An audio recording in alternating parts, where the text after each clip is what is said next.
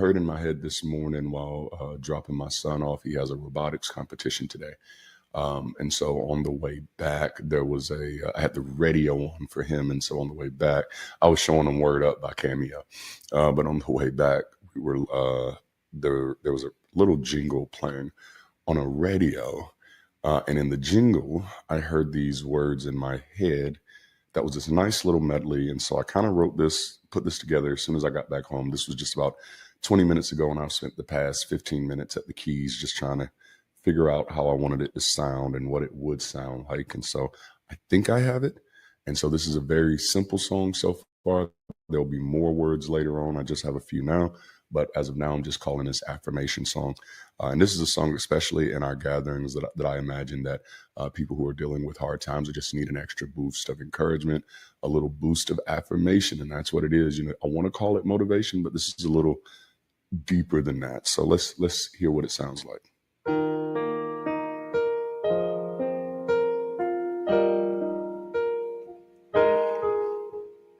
I am overcoming everything that's thrown at me. I am now becoming everything I chose to be. I am now affirming greater power is in me. I am never running from my own capacity. Let's do it again. I am overcoming everything that's thrown at me. I am now becoming everything I choose to be. I am now affirming greater power is in me. I am never running from my own capacity. I'm never gonna live that way no more. Now I know I'm capable of much more, 'cause I am overcoming everything that's thrown at me. I am now becoming everything I choose to be. I am now affirming greater power is in me. I am never running from my own capacity. I'm never gonna live that way no more. I am capable of so much more, 'cause I am overcoming everything that's thrown at me. I am now becoming everything I chose to be. I am now affirming greater power is in me. I am never running from my own capacity. So I hope y'all like that, dealing with my broken voice this morning. But it's a very easy medley, and I think it's highly affirming. And I cannot wait till this is. I hope y'all enjoyed that this morning. How are y'all doing? Happy Sunday, first and foremost. It feels so good to be back with you live, seeing so many of you in here in the chat already. Did y'all like that song? That was a new one that we just wrote this weekend, or this week rather. And just to let you in, for those of you who are not at bridgecity.app yet, that's probably where you need to be, bridgecity.app. Because bridgecity.app, it has something in there, because that's our global campus right now. That's where all of us are at. So for you Sunday Sessions crew folk, I don't know why you're not in there. Bridgecity.app. You see how I threw it in there another time, but get in there at your leisure, because we have clubs in there.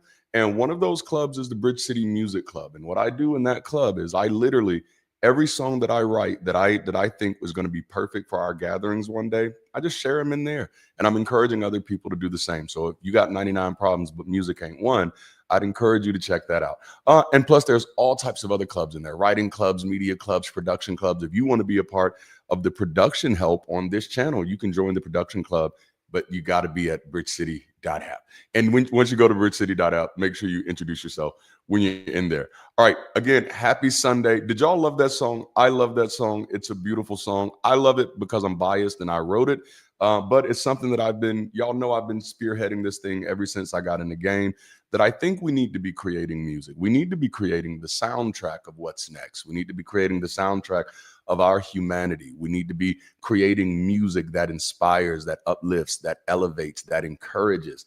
I'm a firm believer that people can't do their best work if they don't feel like their best selves. And so a major part of what we want to do at Bridge City is make sure that we're cultivating atmospheres and environments where people can bring their best selves to the table, right?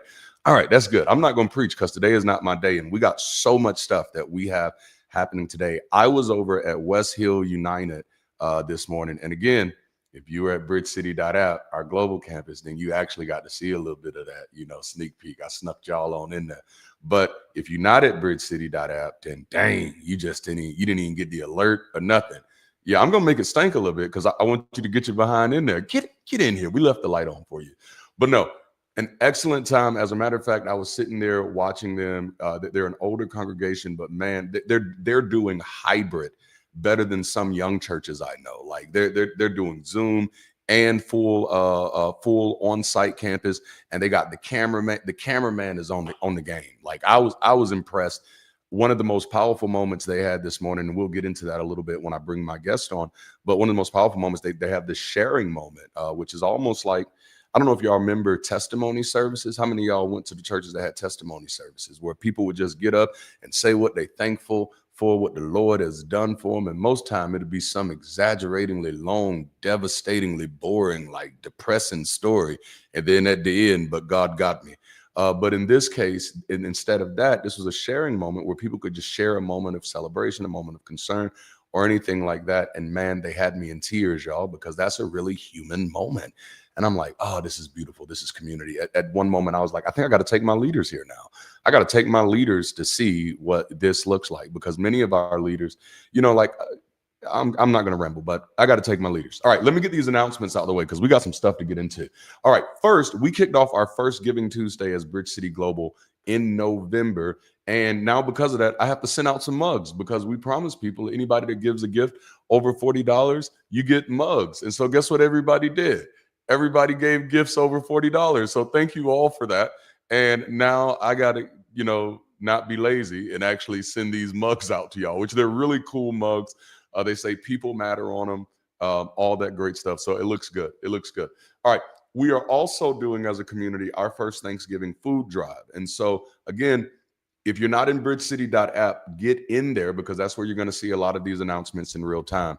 But we're doing our first Thanksgiving food drive as a community. And you take whatever item you can and you donate it to a food drive place that's local to you. We have some ways in the app that can help you find the closest places to you. You take a picture of yourself donating. You can donate as many, as little, however your situation is, but take pictures and then post them in Bridge City Moments in bridgecity.app so that you will know, so that you'll do that. All right. So that's how we're doing our Thanksgiving food drive. All right. So if you want to participate, that's how you participate. What's rule number one? Go to bridgecity.app. Now, going back to celebrating our first Giving Tuesday, it is still the week of Giving Tuesday. Our Giving Tuesday, what we're doing now is every second Tuesday of the month, we're doing Giving Tuesday as Bridge City Global, encouraging and reminding our members that we need your support. And of course, we don't hound y'all about tithes and offerings and nothing like that. So this is a way we keep our giving non-compulsory, and we just make it celebration. Every once a month, we're going to celebrate giving.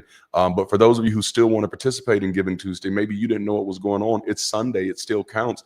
There's a little QR code in the top corner of one of the, I don't know the left and right stuff, so I don't know how it's mirrored, but it's in the top corner. Okay, it's the left corner for me, so I don't know which one it is for you, but it's in the top corner. You can scan that QR code and you can give there. All right, next week's guest is Steve. I'm not going to say his last name because I don't want to mess it up, but he's the author of Humanism from the Heart, and I'm really excited about that conversation. And then after that, we'll be starting a new series. November 30th, I'm starting a series called Flight School. Y'all do not want to miss this. Like, I'm not going to lie. Over the past few weeks, I've been feeling like preaching, and Flight School, we about to go there. I think the first message in Flight School, the first conversation is going to be check your baggage. I think the first conversation in Flight School is going to be check your baggage. Y'all let me know how y'all feel about that in the chat. All right, I've already mentioned Bridge City Clubs, but that is going to be major. That is the new thing for our global campus. I'm really excited about it. Our head of community, Ashley, who I believe is in the chat, has done a wonderful job organizing it, and we're getting ready to roll out open house. So we're going to do an open house week from November 30th to December the 7th. Our community, we're going to be loud, proud, and out there, okay? For a whole week, letting people know that our global campus is open and introducing people to our clubs and how they can get involved. So for all of our club organizers out there, I hope y'all are ready to work y'all asses off, because I'm about to work you. No, we're going to have a great time. And then we're going to end that week with movie night, where we're going to be watching a documentary together. And this one, I got to be honest with you, this is for the builders right here. This is for the leaders. This one is for the people who say, you know what, I want to get off of the sidelines and I want to help build local, tangible community where I am. The documentary that we're going to be watching is going to help you figure out what that looks like. And then we're going to talk about it together as a community. Now, I will warn you, if you are sensitive, if you're still sensitive to religious language, imagery, or tropes, you might want to sit out the first movie night. And I know that might sound a little bad, but I don't want you, like, it's a church documentary. There's a lot of religious language. There's people getting baptized and crying and stuff. And if that's going to make you want to backslide to Jesus, we don't want to do that to you. Okay. Now, second movie night in January, that's going to be Dogma. So definitely be there for that one. All right. I think I have all of my announcements out. Do y'all see how excited I am about everything that's coming up? We have so much that's coming up. Man, y'all need to be on this. Movie night is going to be good. All right. So listen, if y'all are asking, how can I participate in all these great things that are going on with Bridge City Global right now? Where do you need to go? Somebody type it in the chat to let me know y'all been paying attention. Where do you need to go to be a part of the Bridge City Global Campus? You need to go to bridgecity.app. And please do me a favor when you get in there. Make sure you introduce yourself. If you don't introduce yourself in the new member introductions, I'm going to treat you like you don't exist. All right? Jalapeno. Can I get a hell yeah? Can I get a hell yeah? All right, let's go. All right, let's jump into this, y'all. I have a very special guest today that I am excited about. Joe Pittenger truly believes in the power of values-based community to change lives. I yanked this from their website. I'll tell you a little bit more. But as executive director at West Hill United, he enjoys helping create inviting spaces where people of all backgrounds can gather, connect, and talk about what truly matters most in life. Now, for those of you that are hearing that, you should already know. Why I feel such a connection to this brother that I'm bringing on today. Because y'all know that's what our Sunday sessions exist for. We come together on Sundays to talk about the things that matter. Yeah, Monday through Friday content, I go hard unpacking stuff and all of that. But on Sundays, it's for us to come to talk about the things that matter to our humanity and that help us move forward. He's a humanist chaplain with over 15 years of community building experience. He holds a master's degree in practical theology and an MBA. Damn, that's a unique combination. But that's what the next sentence is, a unique blend that means he can discuss the meaning of life one moment and balance the budget the next. Yeah, that's one hell of a good toolkit. In his spare time, Joe enjoys traveling, exercise, reading, and spending time with family and friends. So without further ado, I'm going to welcome up one of my new friends to the stage who I don't think any of you have met before. Joe, thank you so much for being here with me today, man. Before we jump into our thing, I just want to give you a little time. Can you introduce yourself to our community? Tell us about yourself and how you got here. Everybody, so good to be here with you. I just gotta say, I love Darante. I met Darante this summer at a conference. We did a shared a platform together, and it was just an honor to be on stage with him and to share with him. So, what was your question? How did I kind of end up here? Yeah, Yeah. we just we connected this summer. We both have some similar passions, some similar things that we want to do in this world, and so yeah, we've just stayed in touch. And I lead a values-based community, and Darante's doing a lot of great work. So we stayed in touch and said, hey, we should share at each other's community sometime. So here we are. Awesome. Thank you so much, Joe. All right, so for those of y'all who are just joining us, man, Joe is our special guest today, and we're gonna do things a little different. I'm actually gonna do something with Joe that I've never done with anybody else on this platform. I think the only person I would have done it with is Kyle Butler, and if you're watching, I still got to get you back on the show too, man. But what we're gonna do, Joe and I are gonna do a little Q&A, which is what I normally do with my guests. Is I just have some questions for them and walk through them. But we're gonna do that for about 30 minutes, and then after that, roughly around about 12:45, I'm actually going to get out the way. And I'm just going to entrust Joe with this space to share what is on his heart, what's on his mind, what's from his experience. And I think after we get through some of these questions, I think y'all are going to be just as excited as I am to hear what he has to say, unrestrained, without me sitting here guiding the questions. So let's jump into some of the questions. Okay, so first, how many of you are familiar with Greta Vosper? Now, I wasn't. Y'all know I'm aloof on a lot of things, right? So I was not. But when I first met Joe, that was the thing. I think it was you and Jared that I met together, and Jared was the one telling me about Greta, and I was like, oh, okay. And so I had to go like, because everybody was like, oh, wow. And I was like, oh, let me go look who this is so I can be wild too. Because I didn't know. But once I read the story, I was absolutely overwhelmed. I'm almost positive that somebody in this community has to know her story and has to know the story of West Hill. And so let's do that a little bit. Can you give us, for those who don't know, tell us who Greta was and tell us who West Hill was and how we kind of get to you being there. All right. I'm going to do 75 years of history in like 30 seconds. All right. I You did not ready? realize that Yeah. there's 75 years. Wow. Yep. So West Hill is a congregation that's been around for 75 years. And basically, they've always been a very progressive congregation. But then, roughly about 25 years ago, their minister, who at that time was Greta Vosper, came out and said, she used the terminology non-theist. And people are like, okay, and that's cool, that didn't bother them. And then she started using the term. She went from non-theist to atheist, and there was others who said, I don't know about this, and so basically, make a long story short, it was recommended to the congregation that they come up with a statement of beliefs. Here's what we believe, and they started to do that. And like I said, I'm going to try to do this in 30 seconds. But they said, what, this isn't us.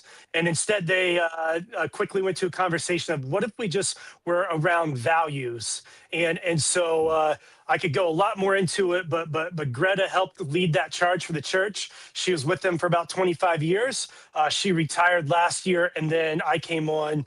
Instead of calling me the minister because they didn't want some of that terminology, they just came up with the term of executive director to kind of have more of a secular values-based feel to it. Ooh, now, you know what?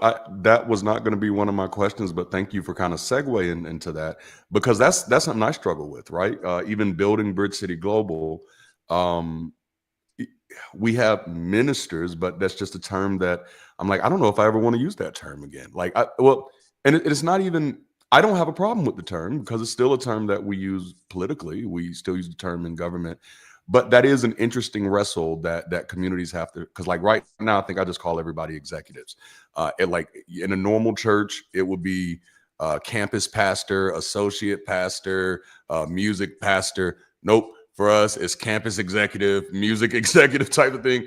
But even that feels a little hard. So I want to ask you this. What was this transition like for you personally when you came into West Hill? Were you already a person who was of non-traditional belief, of non-traditional faith, or was this something you had to adjust for? Was this something you had to adjust to, or was this a good fit for you? absolutely a good fit. Now, that hasn't always been the case. What I find interesting Mm, is the uh, developments that we go through in our life, and then to find an organization that says, yeah, I've been there as well. yeah. And so a little bit what I mean by that is I was a minister for, I don't know, a little bit over 10 years. Uh, Wow. and I, back 2016, 2017, I went and spoke at a conference in Denmark, speaking on how to live the most fulfilling life that you possibly can. And here I am. Darante, you have a background in sociology, likewise, and I know what these statistics say that these Nordic countries, they have some of the highest levels of life satisfaction. And here I am Hmm. teaching something, that is taught a lot in my communities and the people that I know. But is that what the statistics are showing? And so, here in these Yeah. Nordic countries, don't get me wrong, there are a lot of religious people, but not to the extent that we have here in the States. That gave me Yeah. some cognitive dissonance. So I left that conference, and I took about 2.5 years in deep study, really reviewing everything that I had learned. I'd gone to seminary, so there's a lot of indoctrination, a lot of different things. And it took me a while to kind of unpeel that and make my own way. And eventually it led to me resigning from my church, which is one of the hardest things I've ever had Wow. to do. It's something that I loved. I was a minister. My father was a minister. My grandfather is a minister. But Oh, wow. uh, Your legacy. yeah, yes, yes. And so it was, and not to sound, you know, I've lost some people along the way. I actually lost my father when I was younger, and that was a huge loss in my life, obviously. But losing my church Yeah. community, which we'll get more into the value of community, losing my church community, it was a loss. It was a death. And so for me, Man. that was the beginning of 2019. I resigned. And so here I am, it's been a little bit over 5 years. And to come across a community that shares these same values and what I think the world needs, and for me to be a part of these things, it's such a joy to me, and I'm so Man. glad that I get to partner with them.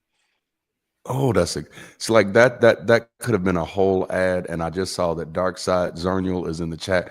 Zernial, that could have been a whole ad right there, just because like the work that the work that I'm trying to do, and I know the work that you're trying to do as well, is to create that infrastructure, that economy, that ecosystem, where for people who want to fulfill that role, that there is space for them, that there are communities that are like, yes, come on, man, I love that.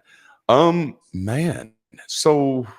So you were already by the time this opportunity came up, you were ready for it. You were already in that space where you've separated yourself from what you used to believe. You're evolving your belief structure. So this is a really good fit for you at the time, which man, I want to hear more stories like that. I want to hear more stories of ministers, pastors, preachers who wrestled with their faith honestly, came out on the other side and found community that still said, "Hey, well, you can come here and help us do that. You don't have to stay stuck in that." That fills my heart with joy. Now, you taking the baton from Greta, like that must have come both with legacy and expectation. Because again, this is a congregation that's 70 something, 70 plus years old, and you're a young man. You're a young man stepping into an older congregation. Bruh, talk to us. How does this work for you? How are you navigating this? I'd be terrified, if I was in your shoes, because I'm like, oh man, they had this such a big deal person. So how are you navigating this, man? And how is this Yeah. impacting how you see building community? I don't want to just, give some generic hallmark sounding hippieism, but I will say this, and this might sound like a hippieism. Uh,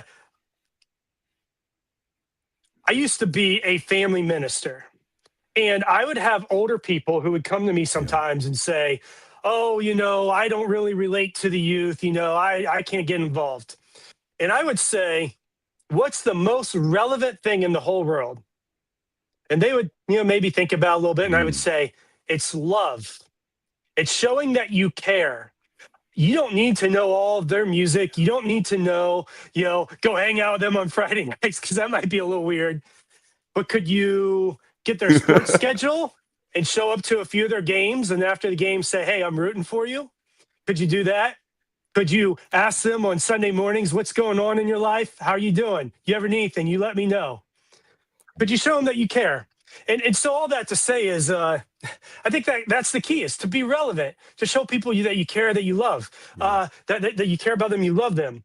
And so that bridges the gaps. I love the name, Bridge City, building those bridges, building those connections. That's the most important thing. Yes.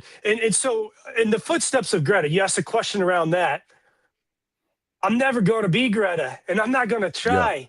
And I respect, I honor Greta. I have a close, I love it. friendship with her. We connect. We're actually going to connect this upcoming week, and I have a mad crazy respect for what Greta's done, and actually, not to get into it too much, but part of the science of hope, it says like when we can look at other things that people have done, and then we can emulate that into our own life, into our own leadership. And so I look at Greta and I say, thank you for like being a trailblazer. Yes. And that gives me courage and that gives me hope. But moving forward, I have to be me.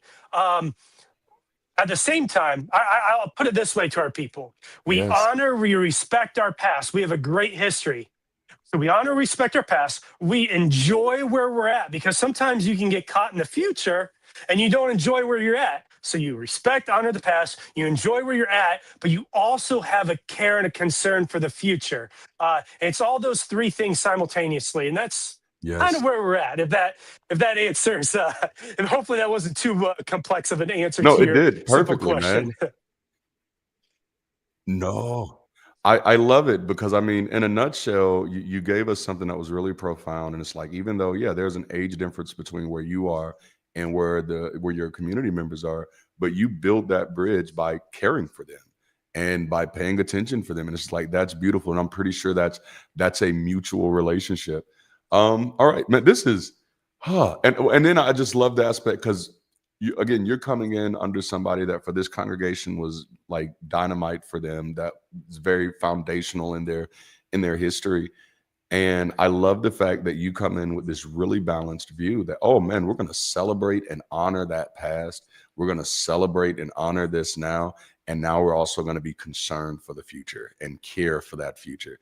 And that's such a beautiful segue. So I want to ask you, for a person who is currently leading a values-based community, what have you learned about how connection functions differently when faith is no longer the center of gravity? Like how is your community staying connected without being based on faith and beliefs? That's a good question. I'm sitting, I don't know if you can see it. I'm sitting at a desk right now, a table, if you might. And why I bring that up, because you're probably not be like, oh, I wonder, what's in front of them. But why I bring that up is when I was in more faith-centric communities, we sat at a table, right? People could come to the table and you could share with each other. Yeah. It was good, I would say, for the most part. I know that there's different opinions with that. My point in saying this, though, is that I think that table was limited in size. If you didn't believe a certain thing, you can't come to the table. Yes. Or maybe you can kind of come sit, but you don't really, really belong, You can kind of listen, but you don't really, really belong. My point, where I'm at now, is, on one hand, if I'm being vulnerable, I feel a great sense of loss. I've lost that table. But you know what? It's I find about beauty is that beauty just doesn't say, oh, it's all good. You think about a beautiful picture. There's spots that are dark. There's spots that have more light. There's all the range of depth in a beautiful picture. And so my point is that even though there's this great loss that I have felt, there's great gain, right? And the table that I get to sit at now, yes, like our main course of the meal isn't, sacred scriptures, but maybe I would even borrow some terminology. I would say there's sacred values, and I use that Hmm. word sacred lightly. But take for example things, some of our main values that. At Westa, we have three main values, three main pillars. We're grounded in humanity. That means we come together, we share the human experience. Not one of us or one book has all the answers. The second thing is we're guided by love. And so, if you want to live a life guided by love, you're welcome at the table. It's really Come that on. simple. The only thing that we don't tolerate is an intolerance itself. And then that Yes. third thing is if you care about being guided by love, you're going to want to grow in wisdom. Love is a verb. So we say, ground in Hmm. humanity, guided by love, growing in wisdom. Those are our big things. And so I feel like that's such a wide net that people can relate to. So going back to your original question, if I even remember exactly what it was, it's basically like Oh, that this is difference perfect. between having like religion being the focus of the community, the main course of the meal versus values. And values, religion can offer a lot of good, but it also can have a downside where it can be divisive. It's not Yes. always inclusive. And that's the thing of values is values can be very, very inclusive. Yeah. Oh, I love it, man. Well, I think the last conversation you and I had, and I know I've mentioned it to my community since then. I told you I was going to steal it, but I did give you credit. But when you No, it's said the all good. words, man, it's so accurate, and it's what we as humanists really need to be embodying, and that's the idea that we have the bigger gospel. And that's why I love the idea of that. Like our table is bigger now. Yep. It's no longer harder to. It's no like no like we don't have these long questionnaires anymore that say, well, do you believe this, or do you accept this, or do you acknowledge this? All of that is gone now. We have the bigger gospel. We can now say, come on in where the table is spread and the feast of humanity is going on. Like Yes. Yes. that feels so wonderful just to even to hear. And that's my thesis, is that it's really that easy, that when people know they have the option to connect over values other than other things, I think it's a relief. I think it's a relief for people. I think as we build more communities like that, as people like you and I launch communities all over across the globe, that we're going to see that relief of just that finally, this place where I can just be myself. Have you noticed any patterns or moments where connection deepens or weakens as the community has continued to evolve? Oh, absolutely. Like I said, this is a community that's been around for 75 years. And of course, different people have joined it at Yeah. different times in the journey. The last 25 years for it, going from being more belief centric to value centric. I mean, think about, if you've gone through something difficult with somebody, don't get me wrong, like those difficult things, they can be difficult. That's the definition of it. But I mean, think Yeah. about going on a road trip and you just need to drive, let's say, an hour somewhere, and you drive it with someone. And you get there, you might not really remember that, years from now. But let's say some crazy things happen along that road trip. You get a flat tire and you don't have a spare tire, and I'm just kind of Mm. flying off the cuff here, but someone pulls over and you're like, oh, is this person gonna be creepy? But they end up being really nice, and all like it's just a wild ride kind of thing. Yeah, and we'll get Yes. more into this later and what I'm going to talk about. But when you have a shared emotional connection, that's huge. And so people have gone through difficult things.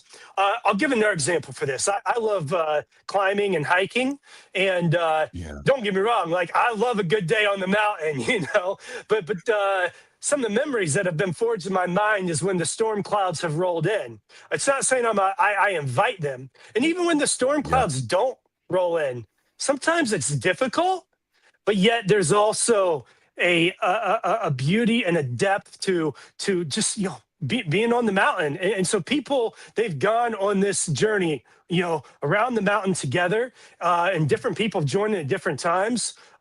So yes, Man. there's definitely been a lot of strengthening. And I'll say one other thing. When you come Yes. together and you talk about shared values, and this is what makes places like Bridge City so valuable.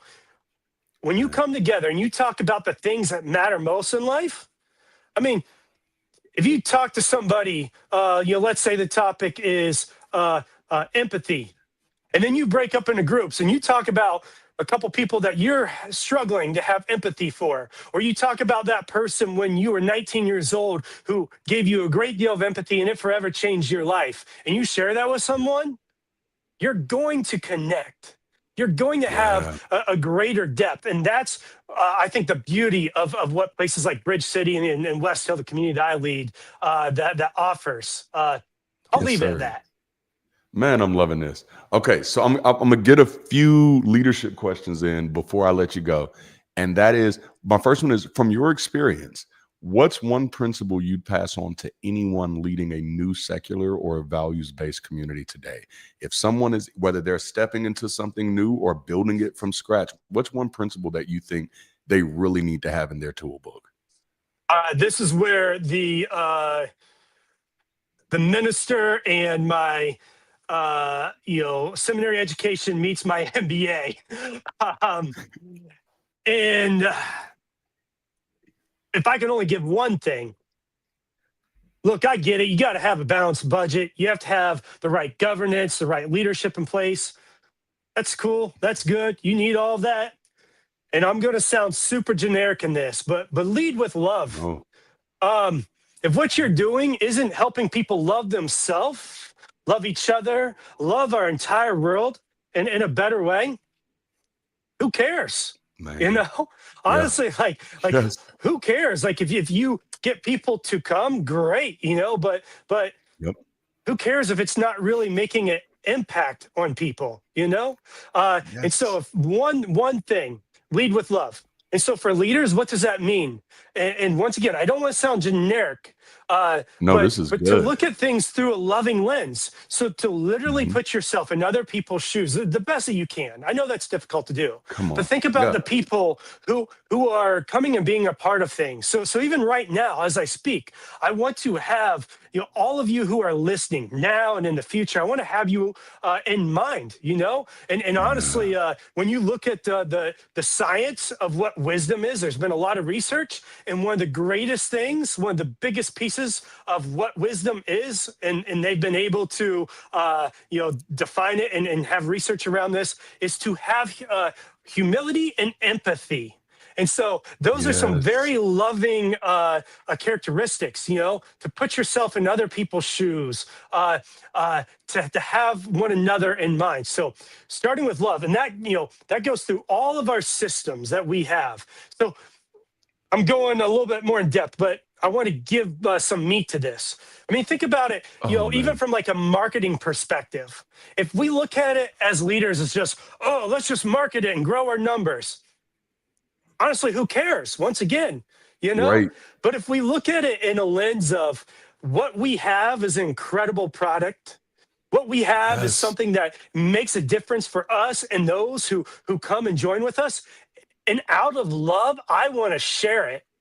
So, hey, Oh, we need to have a stronger marketing budget, not to just get numbers, because what we do is so important because it changes lives. It come brings on. fulfillment to people. It meets needs. And so you see the difference between looking at just through like a strict business lens. And so once again, not to sound generic, lead with love, but No, this is love is good. such it's such a deep, profound thing. If you care about love, you're going to study it, get to know it, and you can put it right in the DNA of all that you do as an organization. Oh man, that's beautiful. See, now if y'all can't tell, this is why I fell in love with this brother from the first moment that I met him.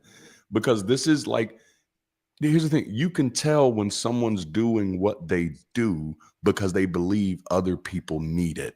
You can tell when people are doing what they do when they believe, when you can tell when they sincerely believe that this generates value for other people. Like, oh my goodness, because that's like that's where that love, that's where that real love come from. You don't have to train evangelists then. People become evangelists on their own just because they love that community so much or they love what you're doing so much. And that's, man, It's that's powerful. If I could share Yeah, a little go bit ahead. more of that, I think Yes. if one is to truly love, one will get to know. I mean, imagine a Yeah. couple who first starts dating and they say, I kind of like this person, but they don't ever want to spend time together. They don't want to Mhm. get to know the other person. That's Come not on. even for a couple that first starts dating. I mean, imagine, a couple who's been together for a long time. Come on. Yes. Those of you who are listening, I mean, think about it. If you're in a relationship and that person, comes home at the end of the day, a lot of times you generally say, how has your day been? Even though you know Mhm. so many things about them, you want to be caught up. Doesn't even have to be if you're in a romantic relationship. Say there's a friend that you've known your whole life, right? And Yeah. you haven't seen them. Let's say it's only been 2 weeks. You get together, you go have a drink or Come on. whatnot. You're still probably going to say, "Hey, what's been going on?" And you might not know everything about them, but because you love them, you care about them. To love is Come to on. know, and to know is to love. So you want to know. I hadn't talked to Darante in a little bit, and we connect earlier this week, and I Mhm. say, Darante, what's been going on? Because I don't know current Darante. I know Darante from 2 versions ago. Take that Yes. with leadership now. Uh, Come on, to man. love is to know, it's to gain knowledge of the systems and practices and the things that we do, and to get to know and to be the best that we can with those things, Come on. and to have love at the forefront of what we do, and to have a well balanced knowledge and all those things. But you have to start with love. All right. Thanks for letting me Oh, no. go on a rant there. No, dude, you are on it, and I love it. It reminds me of something that we used to train church planners to do, and I think the secular community, humanist community, can learn from this as well. And this goes right along with what you said. Before we would start a church in a city, like almost a year before we'd even start a church there, we train church planners to go to that city and just walk around the city, find places where people are, Mm, just walk and pray, find conversations to get to know the people. And the whole point of that was to get to know your city. We had to add the yes. prayer part, so we made it feel like you were doing something spiritual, but the whole point was to get to know your city, to get to know the people in your city, to get to know the problems of your city, to get to know the opportunities in your city, the things that you can praise about your city. But that's leading from that love. Before you get there and start preaching those people and telling them what they should do, actually get to know them, actually figure out who they are, what they want. And that's like when the churches that adopted that type of model did incredibly well, right? And so, like, for those of you who are community builders out there and you're trying to figure out, like, what do I need to do? I think Joe Mm, just gave you a really good starting place, and that is lead with love. If you're yes. wanting to build a community in that city, start loving that city, man. Start loving that community. Get out there, start meeting people. Yeah, go ahead. I see you. No, no, no. What you're saying is right on. Here's the key elements. You start with love, and then because you Hmm. love, you get to know. And when you get to know, then you know what the needs are. And when you can Yes. meet the needs, you're putting that love into action, and it's cyclical in nature. So, Yes. Oh, I love it. All right. So I'm gonna get ready to turn you loose here and let you like whew, just really just give it to us, man. And then we're already there. Were there any questions that we didn't get to that you wanted me to get to? I am good, and I am curious. Okay, perfect. Can people ask questions from online, or do you do that later on, or if not, that's What okay we too. They'll be in the chat. You can see them. If someone asks a question, if you want to address it while you're going, you can. If not, at the end, I'll roll back through them and we'll look at them that way. So I'll let that be on your preference. Excellent, excellent. Awesome. I'm going to throw you back up now. All right, everybody. It is so good to be with you. I want to give a quick apology. I sent these slides to Durante, and I think that either the format I had them in somewhere along the way, it really messed it up. I wasn't trying to be fancy and put like one letter below the rest, but somehow the formatting got messed up. But y'all have creative minds. I'm sure that you can see what I'm trying to say here. I'm trying to give the word connection. So I want to start out with this. I'm holding my journal. Now, I'm not going to open it up because we don't know each other that well yet, right? But in here is my story. It's my story. We all want to have a good story, right? We all want a story that is connected, that's in line with who we are and what we want to be, that's in line with this world and just all that is. We want to feel connected. What I'm going to do this, I almost said this morning, I've been here online for a long time now. It's now afternoon. What I want to do this afternoon is I want to talk about this larger story that we can be connected to. And then I'm going to bring it inwards to us, people like you and I. And then I'm going to bring it back to the community. So I'm going to say that again. I want to make sure you caught that. We're going to start with this larger story, and we're going to bring it inward and then to community. I know it's a weird way of going about it, but we're going to see if that works. One of my favorite stories, and I'm going to have it up here on the screen.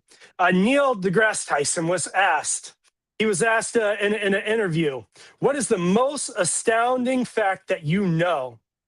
Think about it.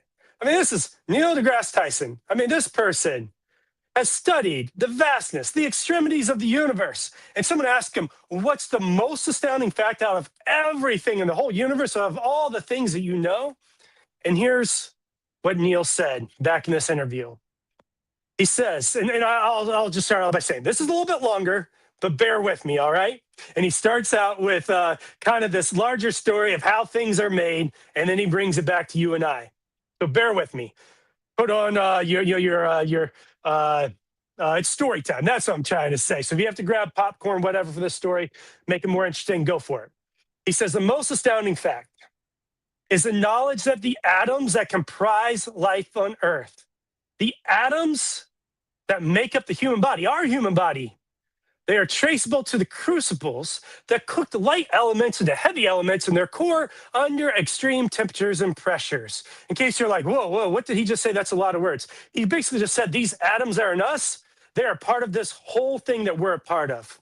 He goes on, he says, these stars, the high mass ones among them, they went unstable in the later years. They collapsed and then exploded, scattering their enriched guts across the galaxy.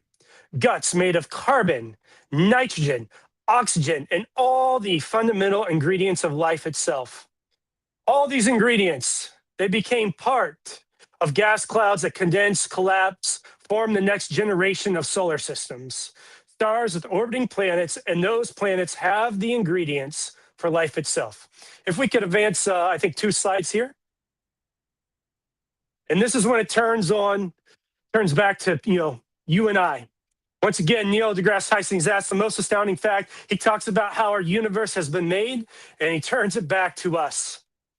And he says, and I love these words, he says, very poetic, so that when I look up at the night sky, and I know that, yes, we are part of this universe. We are in this universe, but perhaps more important than both of those facts is that the universe is in us. When I reflect on that fact, he says, I look up and many people feel small because they are small and the universe is big, but I feel big because my atoms, they came from those stars. There's a level of connectivity. Next slide. There's a level of connectivity.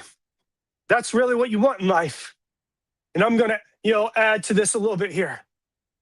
Isn't that what we all want? Isn't that why we're here? Why the technology that's been created, this is amazing. They literally, people have taken elements from our earth and put them together in ways I don't even understand. And this is why we can do what we're doing right now. We want to have that connectivity. There's a level of connectivity, Tyson says, that's really what you want in life. You want to feel connected. You want to feel relevant. You want to feel like you're a participant in the going on of activities and events around you. And that's precisely what we are. Just by being alive, we are connected. Now, we don't always feel that way, right? We don't always feel connected. This morning, I want to talk about how we can feel more connected. Here in a minute, I'm going to go how we can feel more connected to ourselves, and then how we can feel more connected as communities. So our next slide here, I want to bring up some evidence, because it's one thing, I used the word hippieisms earlier. It's one thing to say, oh, everybody love everybody, and, we're all connected, But this is what the science is showing. One, we are connected, but that we need to be connected. It is vital. And I don't play around with that word. I don't use it lightly. It is vital. Some different evidences of this. Number one, the Harvard study of adult development. This is a study that's been going on for over 90 years, starting in the 1930s in Boston. It has followed people from different groupings, different demographics. And basically what it has found, it's been trying to answer this question: what leads to the good life? What leads to life satisfaction? A life that is worth living, that has fullness, that has vibrancy, that has energy to it. And what they have found, no matter what circumstances, the number one thing that leads to a good life, as their former director of the study once said, George Valiant, he once said, happiness equals love. The good life equals love. And what he meant by that, as he goes on to say, happiness equals love, full stop. He goes on to say, it's those relationships. It's the connections that we build when we feel connected with ourselves, with others, and with our world at large. That is the number one indicator. When the social science looks at, after, studying people and their children and their grandchildren and people from different demographics, connection. The second thing that I bring up as evidence this need, oxytocin. It's this feel-good hormone, chemical. And when we have sense connection, when we hug somebody, when we have intimacy, when we have shared relationship, a strong connection, oxytocin is released. And they call it the bonding hormone. Isn't that interesting? Literally, in our makeup is this chemical, this hormone that helps us bond and feel connected. We need this feeling. It is vital. And here's the reason why. This third evidence I give, it's called the social brain theory. Social brain theory has been hypothesized by psychologist Dr. Daniel Lieberman. Dr. Daniel Lieberman in his research shows how our brains have evolved. And because of our social abilities, our abilities to connect, oxytocin being released in the brain, feeling this feel-good hormone, we are able to survive. One of the things that I found so interesting, I mean, literally blew my mind. We are all probably familiar with Maslow's hierarchy of needs. And it's, the physiological needs are at the base of the pyramid. And so those physiological needs, we need food, water, and shelter. But then right above that, the next need, Maslow theorizes, is to feel belonging, to feel acceptance. But Dr. Daniel Lieberman, he says, yes, that is true. But he makes an argument, what if the social need is actually more important? Because without this evolution of our social needs and fulfilling social needs in our mind, would we survive? He gives the case of an infant. An infant is born and its parents senses the needs that this infant has, that it needs food, water, shelter, safety. And so they take care of it. And in the cases where they feel like they can't, other people generally step up and they take care of it in whatever ways that they can. Think about it from the lens of the infant. The infant realizes on some level it needs, food, water, shelter, safety, all these different things. But how does it get that? It cries out, it communicates, it lets them know, it tries to build connection. And actually a lot of difficulties and trauma can come when there isn't that healthy connection. The fourth thing, and we're going to go a little bit more into this here in a second. The fourth evidence I give, connection theory. This is some research by Dr. Christine Klussman, and she has built what's called the Connection Lab. And we're going to get a little bit more into that. But basically, the basic premise is when we have greater connection, this is what I've said in these different theories, when we have stronger connection with ourselves, with others, with our world at large, the statistics show that it's better for our well-being. All right, this is all, good. It's all, it's easy to say, but how do we do this, right? How do we put this into action? I'm going to start here with a quote, and then we're going to talk about a self-connection and some actual practical steps that we can take.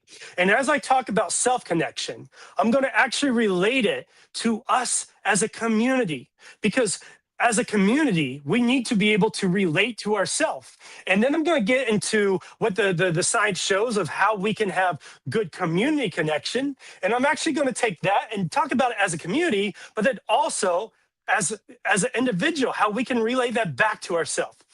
So first, a quote from Dr. Christine Plussman. She says, life is about relationships, right? The relationships we have with ourselves, with others, with our communities, the earth and life itself.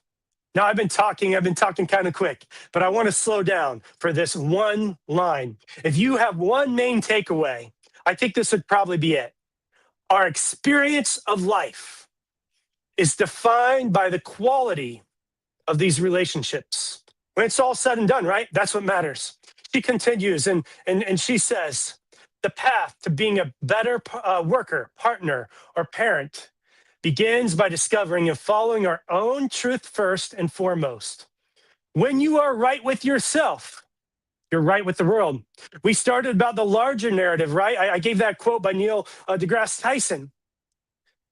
But it has to start here. If we're not feeling it here, we're just not going to feel it, right? The others can't feel it for us. The world can't feel it for us. We have to have that own sense ourselves. And so then she states this final line here. This is why connection theory starts with connection to the self. It's so important. All right, I'm going to have on the screen here this theory of self-connection. To break it down, there's three main pillars in this theory that Dr. Klussman gives. One is we have to have awareness of ourself. If we could go to the next slide, I'll just kind of highlight it. So awareness of oneself, that's the first thing. And so how do we have awareness of ourselves? It's kind of what I was talking about earlier. It says the ancient Greeks have said, know thyself, right? Well, how do you get to know thyself? Well, once again, it's one of those things that are easier said than done. But it's to listen, to hear yourself out. You ask yourself, I'm going to use my name here, Joe, what do you need? How can you best love yourself? It's to spend time with yourself, to get comfortable in your own skin. Some of the practices that I do, and I'm not saying it's what you have to do. I'm sure you have different practices. Is I will go for walks a lot. In fact, the Stoic philosophy, they had this teaching around that a walk, it's not going to fix all of your life's problems, right? But they said there's not many things in life that a walk won't make at least a little bit better. And why is that? Walking can be a grounding technique because literally your feet are hitting the ground. And a lot of times when you go for a walk, you're taking out those distractions. You're spending time with yourself. Other ways of getting to know yourself, journaling, something I also try to practice. I also do mind mapping. Some people do meditation. Some people will put on music. I mean, how many of you can relate to that? Just going for a drive and listening to music. It might be a song that you've heard 1,000 times. But really what it's doing, it's helping you consider your life, to think. It's helping you build that self-connection, to have an awareness of yourself. So that's the biggest thing. And then the second thing, though, the second main pillar, is to have an acceptance of oneself based on this awareness. I have my journal here. I had a pen until I just threw it there. I have a pen. One of my friends, I once heard him speak, Dave Warnock, and Dave once said while he was speaking somewhere, he said, at a certain point in your life, you have to take the pen and you have to write your own story. You have to write your own story. You have to accept who you are, what you want, and what you need in life. You have to have awareness of yourself, what you want, what you need, and then you have to accept that, and you have to write your own story. I find it interesting that the word author and authentic share the same root. Now, To get nerdy, they come from different languages and different etymologies, but they still share that same root. So it's a reminder to myself, if I truly want to author my life, then I need to be authentic. Here's a little bit more what I mean by that. A lot of people, they're writing a story, but is it their story? Is it the story that society wants for them, that their family wants for them, that maybe some of their close friends want for them? Reflect on that in your own life. Are you writing your own story? And this is what I think, is one of the strong values of values-based community. That we're trying to write a story based on these values, such as wisdom and open-mindedness. We're not just trying to settle. For example, in comparison, some communities meet under religion, and it's these stories. I mean, it's basically, and I don't mean to say this disrespectfully, but a lot of times it's peer pressure by dead people. It's people saying, oh, this is the way things have always been. Let's continue that. But maybe those things don't work anymore. It doesn't mean that those things don't have any value, but what it means is we have the power. We have the autonomy. We have the agency, which agency is one of the big things in relation and correlation of our own health and life satisfaction is when we take the agency, when we have awareness of ourselves and we accept ourselves, our values. And then that third thing, when we have alignment, and I'll get into that in a second. I want to share a quote here. It's on the next slide. It's by Brene Brown. Owning our story and loving ourselves through that process is the bravest thing that we will ever do. I'm going to say that one more time. Owning our story and loving ourselves through that process, it's the bravest, and I emphasize that, it's the bravest thing that we ever do. Once again, a lot of times, and as individuals and as communities, we can write the story of those who came before us. But at some point, we have to take our own pen and we have to start writing it for ourselves. And Brene Brown uses the word brave in there. It's the bravest thing that we'll ever do. You heard me earlier talk about love. I think that is the most important thing. But love, just one word. Love can often go by other names and needs to go by other names for it to have true depth and true meaning. Love is often called justice. Love is often called wisdom. Love is often called courage. I mean, think about it this way. I mentioned etymology earlier. The word courage, the root of it is cor, cor, and it comes from the Latin word, which cor, cor, which means heart. And think about if for someone to truly live, their heart has to pump blood into all of their body. So if you want to really, truly live, to truly experience life, you have to pump love into everything that you do. You have to have core. You have to have heart. You have to have courage. Once again, owning our story, writing our story, and owning what we do is the bravest thing that we will ever do.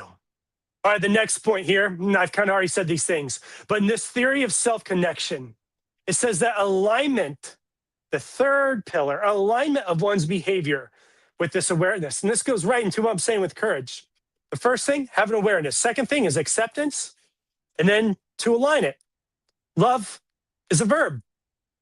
Action. It's an act. It's not something that you just sit down with. It's something that you do. It's a verb. That's easier said than done. It can be difficult to do. And I will say too, I think that's where the life is. I kind of laugh a little bit because it's hard sometimes. I keep on mentioning some of the Stoic philosophy. And there's this teaching in Stoic philosophy that basically said, if this is where you want to be, and this is where you currently are, the space in between is where the struggle and the pain and the regret can live. This is where you want to be, and this is where you are. And in between is that struggle. Don't get me wrong. Now, this is why you have to choose a healthy where you want to be. You have to have realistic expectations. But you have to come into alignment of who you are and who you want to be as a human. There's another quote that I want to share with this point here. It goes like this. There is no greater agony, that space in between, than bearing an untold story inside of you. So this morning, I ask you, what story do you need to write? What story does Bridge City need to write? And if we could actually go back to those 3 points again, if we're able to go back, I've talked about this as an individual, but I want to ask, what about Bridge City? What about the communities that we're a part of? Do we have, number one, awareness of ourselves? Do we know who we need to be? And the science of goal setting, the biggest criteria is to have clarity, to know what you want and what you need. Because if you're aiming for something, but you don't know what you're aiming for, you're not going to get there. I mean, imagine a plane taking off and it has no idea where it wants to go. Maybe it needs to go from New York City to LA, but if it starts heading, over the ocean to London, it's going to take a lot longer to get to where it needs to go. So have clarity as a community, have awareness of ourselves, know what we want, what we need. The second thing is to have acceptance. So think about this community. Look, we can't be every community. We can't be, we can't do everything. So what do we value? What is our special place in this world? What can we offer people? I talked about empathy. What are we uniquely qualified to do to help people? So let's do that, and let's do that boldly. And then that third thing, as a community, to have alignment of one's behavior. And that's where the work is, but that's also where the life is. That's where the zest is. Earlier, when we were, Darante and I were talking, I mentioned just, climbing mountains. You have a goal, you have an aim, and then you bring yourself in alignment with that. It's difficult, but it's a journey. Most times I've been on the mountain, I don't say, oh, why do I have to do this? Why am I out here? I say, I get to be on the mountain today. And I get to usually do it alongside other people. I get to be a part of this process, a part of this journey. And even when it's difficult, those sometimes are the things that I remember the most. There's a certain depth and beauty to it. So I urge you, connect with yourself. If you want to connect to the larger narratives of our world and then to communities, I'm not saying you can't do that if you're not self-connected, but it's going to go a lot further. Connect with yourself. Now, I know I've gone on a little bit, but I want to go a little bit into the science of connection as a community. And so if we could actually go to the next slide here. There we go. A sense of community theory. And we'll go through this a little bit quicker. This is a theory, David McMillan and David Chavez, that they created in the 1980s, but it's a very well-respected still to this day. So for people to have a sense of community, and so just as I mentioned the theory of self-connection and what that means for us, and then I went into what it means as a community, I'm actually going to kind of do this the opposite way. I'm going to talk about what it means for us as a community, but also how we can relate this to our own life. So number one, membership. Now I'm not talking, oh, here's your membership card, because I mean, if we want a membership card, we could go to Costco and pay the $50 or whatever it is a year. That's cool and all, but does that really connect at a deep level? I mean, I love the samples, don't get me wrong, but it's a little bit more than that. Membership, like what Maslow said, that we belong, that we are accepted. And once again, this is the value of values-based community, is that the table is big, the table is wide, that basically the only thing that we don't tolerate is an intolerance itself, that all are welcome, that we are radically inclusive. And we want people to come and share and be a part of things. So that's the biggest thing, membership. The second thing, for people to feel a sense of community, is influence. And people need to feel influence. So at the community, and I'm going to use a kind of a table analogy again, at my community that I lead, I will often say circles over rows. What do I mean by that? It shouldn't just be, like someone teaching and people listening and then they go. It needs to be conversation, needs to be dialogue. Basically, people need to have a place at the table, and not just a table where one person's doing everything, but where people have true, genuine community. So a circular table. And that gives influence. And it's not just, that people can talk, but that they also have influence on leadership. That's what is so amazing about the democratic process. So people need to have influence. Now, I said I was going to connect this back to our lives. So before I keep going on, I'm going to, talk about these first 2 points, and then I'll go on to point number 3 and 4. What about our own lives? Membership. Do we accept ourselves? It's like the self-connection theory that I said. Do we know who we are and do we accept it? What we want and what we need? Do we give ourselves influence? Do we trust our voice? Or are we just writing the story that other people want us to write? Membership and influence. The third and fourth point here. Number 3, fulfillment of needs. People, when they come to community, they need to have a fulfillment of needs.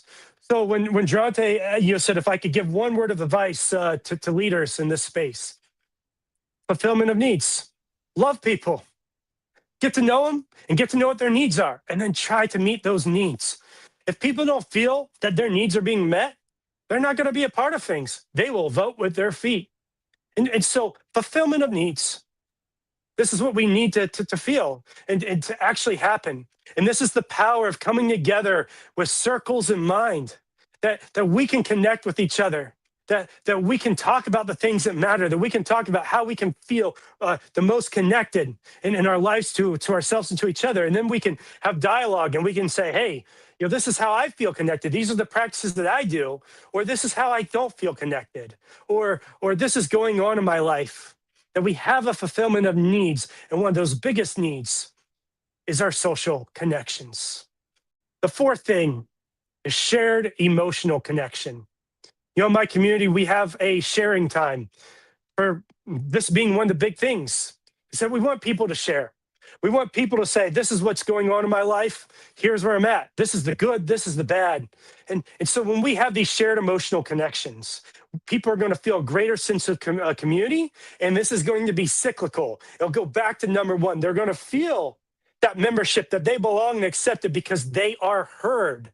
And then once again, they will feel that they have influence, that they have voice, and then that they'll feel that their needs are being fulfilled and that they can next time share even more in that emotional connection.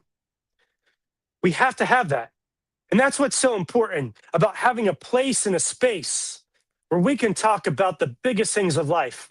Don't get me wrong. Other community things, they're very important. I'm a part of a running club, and that's really good. But having an intentional place where we can talk about the things that matter most in life, that is valuable and should be protected and should be given energy to. All right, I've said a lot of things. My overall this morning is I want you to feel a sense of connection, to really take importantly the sense of connection that you feel to your story, to what you are writing, to yourself, and then to the larger communities that you're a part of, and in the intentional values-based communities as well. And then to the world around us, that you get to know, that you accept the story that you want to write, that you need to write, and you come within alignment with it. I want to close with one of the quotes that I had earlier, and it's this: life, it's about relationships.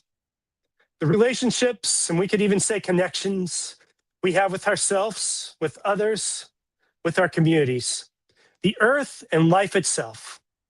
Our experience of life is defined by the quality of these relationships. So I leave you with that. Invest and take care of all those relationships. Thank you for letting me be a part of today. I hope you feel a greater sense of connection. Wow. Okay, first, before I talk to Joe, everybody that's watching, whether you're watching now or later, I want you to recognize that what you're looking at is proof that there is a sleeping army of people out there like Joe who are on the fence about their faith right now. And the only reason they're still stuck on that side is because they're afraid that on this side, they won't be able to serve and love people the way that they do now. But I am telling you, contrary to what we like to think about preachers out there, and you've seen some on my channel, you've seen Drew, you've seen Kyle, and now you've seen Joe. And what you're finding out is that there is a whole army out there hungry to serve and love people. the work we're doing, building community, Bridge City and West Hill, that is setting the stage for those people to break free. We need more people like Joe.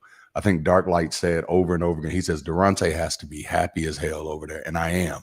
The whole time I'm just like cheesing because this is a very surreal moment for me. This is the thing that I've been preaching since I've launched our Sunday sessions. And so to see someone else come on our space and deliver so passionately, so effectively, man, if I was still a believer, I'd say it's the Holy Ghost. Hallelujah. But since I'm not a believer anymore, we'll just say jalapeno. Jalapeno It's the and hell yeah. oxytocin getting That's right. released in the brain. Yeah. There it is. Hey, if I could say one more thing too, and this goes Yes. back to the value of values-based communities. Right now, in our religious landscape here in the U.S., and I'm sure many of you are aware, is that there are more nuns, people without any affiliation, or Yes. just even the religious landscape, however you want to, the philosophical landscape, how people view the world. It's ever so changing, and yet there is a loneliness epidemic, right? Yep. And so for so many years, in both good and bad ways, the church has filled that space. We're at a unique opportunity, right? We're at a unique crossroads, right? Yes. Where places like Bridge City, West Hill, other communities like us, we have a chance. We have potential. But I'll say this. My brother's a baseball coach, and we've had conversations about players that he has that have potential. Potential don't mean nothing unless there's action behind it. And so I say that to encourage you. Be a part of things. I mentioned the science of goal setting. It's some different elements in it to be clear, but another element is to commit and have consistency. So I make the call. I ask you to really to consider how can you be a part of the movements that are happening, because it's good not just for things like Bridge City and West Hill, but call me crazy, call me idealist, but I think that there is potential to change and affect culture on a much bigger level. Yes, sir. Yes, sir. Just to piggyback off of that, I have one quick question for you. And then there was a question in the chat that I'll bring to you. How many people does it take to do what y'all do at West Hill every weekend? I'd like to give the generic answer. It takes all of us. Yeah. I mean, but that's real. Like when you say that, that's real, because anytime one person is missing, it's felt. Yes. So here's what I would say with that. And I don't just mean to give some general answer, but I think that you can have values-based community with just two people. Yeah. However, now let me say is, we have somewhat of a production with West Hill. We have music. We meet hybrids. So we have people, joining in online where people can actually speak, online as part of our gathering and whatnot. But I guess my point is, I really feel that we need values-based communities. I think I'll put it this way. I think that there needs to be people who provide basic structure, and out of that structure, you can grow so many good things. And so I think that once basic structure is provided, I mean, literally, I envision a world of values-based community where it's a couple people meeting in a coffee shop, and it might just start out as a couple, but it's I don't know if I'm answering your question the best, but I think it can be a very small number. However, and I think here's the key, is that once again, when I talked about like the science of goal setting, rather than maybe the quantity, is we need people who are committed and consistent. That's the big things. And when that happens, I think quantity will happen, but it does take, now I will say it does take a good amount of people if you want to do it with great quality. So yes, I love it. I love it. Okay, so we had one question that came from the chat, and this is actually from Ashley. She's our head of community with Bridge City, and so she says, "Joe, yay!" She says, "Joe, do you think honoring older traditions harms or uplifts modern day society?" That's a great question. Um, I think if it's healthy, then it's a Mm, great benefit. I that's think good. about, like, I kind of use the term family, I'm not saying, oh, like, people meet in values-based community that we're exact family. However, maybe there's an argument made when you connect with people over like the things that matter and you share those values. Whew, those are some strong ties. I think Yes. about like my family. And if I went into my family gathering, we're about ready to celebrate Thanksgiving, and Grandpa starts talking. I said, Grandpa, I don't want to hear that. You know, like he's Yeah. telling a story from his good old days. Now if he goes with it from an approach of like, oh, the world's going to hell in a handbasket, let me tell you about it from my day, that's not healthy. But if he Right. talks about it and he says, oh, we used to do this, years ago at Thanksgiving. I love this. And then he says, tell me what's going on in your life, and there's Yeah. like this healthy balance.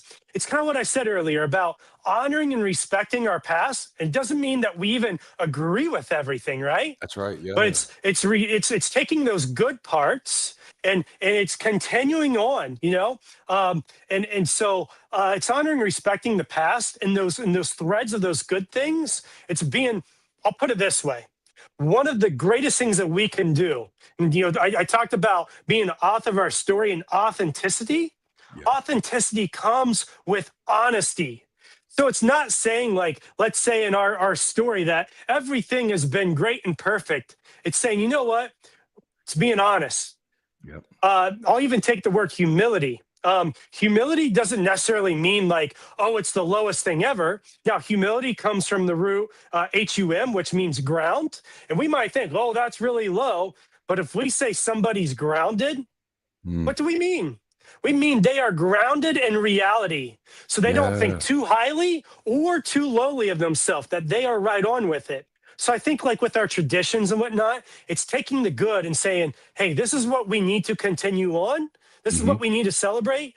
But this is also what we need to do away with in order to evolve to be who we need to be right now and in the future. Oh, that's good. Thanks That for that is. question, Ashley. Thank you, Ashley. Joe, thank you for that answer. And then I just want to add to that. It's really breaking that thought pattern that looks for those shortcuts, right? And so I remember when I was younger, we had all of these shortcuts that we used in our thinking. Where if a person is older, that person is better. If a person is Mm, older, that person is good. And so we tend to go to the other side. You switch and just go to yes. the other spectrum. Well, now if it's old, it's bad. And so instead, I think what we have to do is just ask ourselves, regardless if it's an old tradition or a new one, does it help? Can it help? Or does it harm? Can it harm? And then we navigate that. But I think that's great because that's something I think about a lot, especially around the holidays. You got all of these traditions going on. Hmm. And I'm not like I just made a joke recently on my social media that I still listen to Fred Hammond as an atheist. And I mean, I be just loving the music. I was listening to all of it yesterday. But it's also because I'm at a place healthily where those words are not going to trigger me or Hmm. anything like that. In the same way, I stopped believing in Santa Claus a long time ago, but I still sing Christmas carols. So I think Yeah, there are yeah. some older traditions that are out. I think we all know there are some that are harmful. I Yes. think we have to become more intentional about all of our tools, period, and just Yep. asking, regardless of whether it's an older thing or a new thing, hey, does this harm or does it help? And to piggyback that really quick, Yes. sometimes there are traditions where we need to say we don't need to do that anymore at all. Yeah. Yeah. And we have to know where like that line is. Yep. Sometimes there's traditions worth redeeming and carrying on, but Yep. sometimes we need to say no. That Yep. overall it's not worth it. Even if there is some good in it, Yeah. sometimes it's the better thing is just to say no, that's not Yep. overall worth it. That's it. It's too much harm. It's too much harm. Yes. Yep. I Yep. love it.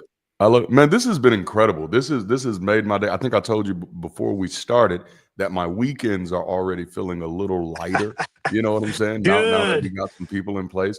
But Yes. this was beyond light. I felt lifted today. And I really hope that everybody that watched felt the same way. Before I drop you back in the back of the studio, do you have any last words for the people today? So overall, thank you for having me, and really to those of you who are being a part of things and in whatever way that you can, to maybe some of you are more involved. That's great. I appreciate what you're doing, and maybe some of you, the involvement that you can give is just showing up and being a part of things. Really, just thank you. I really truly believe that values based community, places and spaces like this, is what our society, our culture, and what people need. So thank you for all that you are doing. Man, man, I love you so much. I'm going to drop you in the backstage for a minute while I close out the show. I'll talk to you in a few. Everybody, man, please find West Hills United's website. I'm going to make sure I drop it in the description for the people that are watching later. Read up all you can on Joe and West Hill and the work that they're doing. I got to get them back on here for sure. I'm definitely going to get them back on here. And probably next time I'll have them on here and the global campus, because I figured out we can do something with that. So that way he can actually spend some time with our team as well. But this was a wonderful day. Let me hit these announcements real quick before I let y'all go. And let me get my studio set up to see how we're going to close us out today. Got to pick the right soundtrack. Music is everything. But if you missed our announcements, we closed out did our first Giving Tuesday this week. And from now on, we're going to do it every second Tuesday of the month is Giving Tuesday for Bridge City members. As you know, we don't hound anybody over tithes or offerings or anything. We ask that people who can give do give. Like if finances is not your strong suit right now, you won't get any pressure from us. But every second Tuesday of the month, as a community, we're going to celebrate giving and we're going to encourage giving because generosity is a gift, right? Generosity is what will empower our ability to keep doing what we're doing and then even accelerate. Like I want to find people just like Joe who have these wonderful passions, these wonderful visions, and I want our community to be able to support them in launching new campuses. So this is beautiful. So Giving Tuesday, if you for everybody who's participated, thank you so much. You'll be getting your email about your mugs this week. And for those of you, it's still Sunday, so the clock don't end until tonight. So if you want that mug, all gifts of $40 or more, you get a really nice mug with our logo on it, with People Matters. It's nice, and it changes colors, or the message shows up as your coffee or your tea is in it. Ain't that nice? Also, we're doing our Thanksgiving food drive all November long. Go donate some food somewhere. Take a picture of you doing it. Share it with our hashtag. To get those details, go to bridgecity.app. I'll perhaps have Ashley to make a video about this because she has all the details. Next week, please be back for next weekend. I'm having another guest, Steve Gadak. See, I said I'm not gonna say his last name. I'm gonna let him say it next weekend. But he wrote Humanism from the Heart, and I mean I met him at NanoCon as well. Just an incredible person. I think y'all are gonna love it. And then Bridge City clubs. Our clubs are popping off right now. We're going to be having open house to introduce you to those clubs and those club organizers, and to introduce you to our global campus. So that's going to be from November 30th to December the 7th, and then we're going to close out open house week with movie night. And again, this first movie night is a documentary, so this one is for the builders. If you want to see what building a movement looks like from a ground up, we're watching a documentary of 8 families who struck out to start a church in Charlotte, North Carolina, to start a church, and ultimately ended up building what became one of the largest churches in North Carolina. This shows the first 5 years of that journey, and I felt it would be incredible for our team of people who've never seen what that looks like. I'm a church planner by trade, so this is my world. This stuff is second nature to me. I eat, think, and sleep it. But most people have never been introduced to this. Documentary is a great way to do that. All right, I think that's all the announcements I have. Again, if you want to support Bridge City and the work that we do, it's still the week of Giving Tuesday. You can hit that. I'm trying to get my hand over there. There it is. You can hit that QR code right there, and you can support. And for those of you who are members of Bridge City and you're trying to figure out how to get connected and how to get involved, bridgecity.app is our official global campus. It's almost like being right there with each other. We're still building some things out, but that's where I need to see you. Get in there and introduce yourself so we know that you're in there, and we're going to put you to work. All right. I love y'all so much. Let's pick something to close out with, man. If y'all please make sure y'all leave y'all comments on this, right? I love the activity in the chat. Make sure you come and leave your comments on this so other people know that today's conversation was incredible. People missed out. I'm gonna let y'all go with some hip hop today. I love y'all. Until next time, keep rising and be the bridge.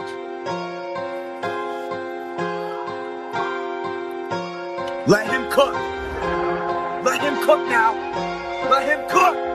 I said let him cook. Welcome to the makings of a madman. Mad men get shit done, it's a passion. Has-beens can't get close to my lab, man. Since I stopped feeding these suckers, they fast. And this is the reason that I move so fast, man. Rewrote the story and threw out the cast. Fuck all the credit, man, I want the cash. I am the running man, you in the past. Too far ahead of you, you cannot see me. I'm stronger and better. You slept on your Wheaties, I got it together, you fall into pieces. I should be calling you Reese's. It should be illegal to teach this, but somebody dared me to do it. So I said, well, damn, I'ma do it. That somebody was me, man. Let him cook. Let him cook now. Let him cook. I said let him cook.